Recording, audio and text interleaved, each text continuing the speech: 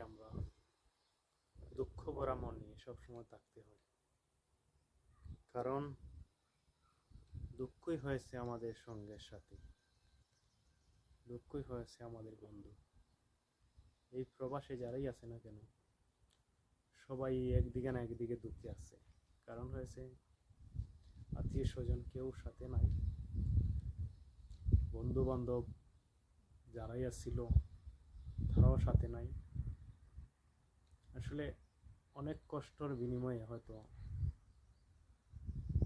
তারা এই দূর প্রবাসে থাকে। সবাই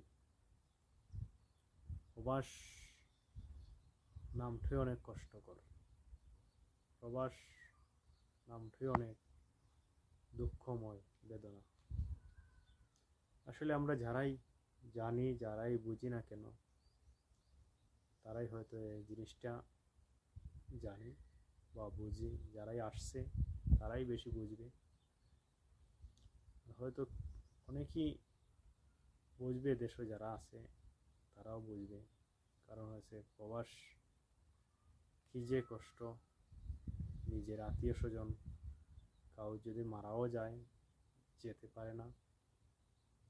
কাউ যদি অসুস্থ হলো, যেতে পারে না। এদেশেও অসুস্থ হলে যেতে হলেও টাইম লাগে। একদিকে না একদিকে প্রবাসীদের সব সমস্যা থাকে। আসলে সবাই সব সময় দোয়া করবেন যাতে সবাই ভালো থাকে, সুস্থ থাকে।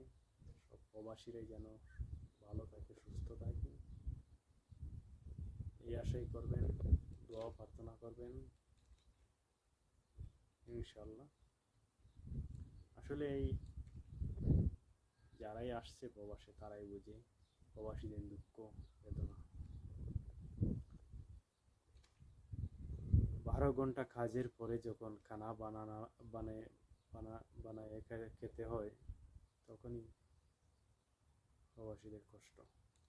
12 ঘন্টা কাজ করার পরেও যখন নিজের কাপড়গুলো সাফাই করতে হয়, তখনই প্রবাসীদের কষ্ট। আসলে প্রবাসীদের অনেকই কষ্ট, যা হয়তো বলে বোঝানোর মতো না। একমাত্র যারা প্রবাসী ছিল তারাই বুঝবে।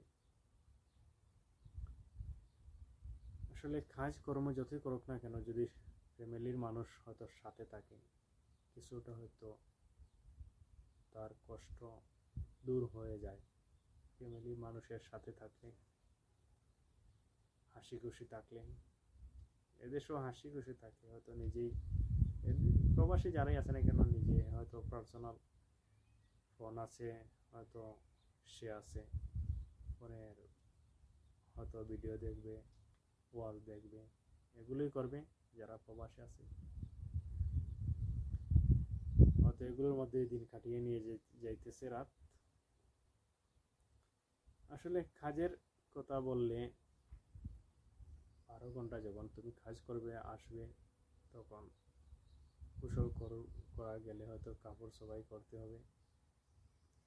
সপ্তাহে একদিন হয়তো তোমার ছুটি মিলে, হয়তো তোমার ভালো জামাগুলো, কাপড়গুলো, শার্ট বা যেগুলোই আছে জামাগুলো, সবগুলো সবাই করতে হবে।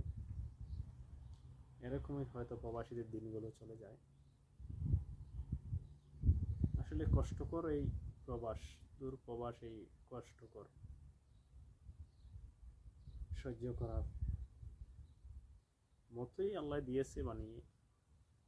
ইনশাল্লাহ আমরা যারাই প্রবাসে আসছি, আত্মীয় স্বজন ছাড়া, ইনশাল্লাহ সবাই হয়তো এই দেশে এসেও বন্ধু বান্ধব পেয়েছি, তাদেরকে নিয়েই আসছি বর্তমানে। সব বন্ধু বান্ধব একসাথে চলার চেষ্টা করতেছি। আসলে তুমি যখন বার থেকে আসবে, হয়তো মা বাবা এগুলো শিখিয়ে দিবে, তোমার যে ভাই নাই এ ভাই, যে চাচা নাই এই চাচা। তোমার সবার সাথে সুন্দর ব্যবহার করবে, সুন্দর আচরণ করবে, যাতে সুন্দরভাবে তুমি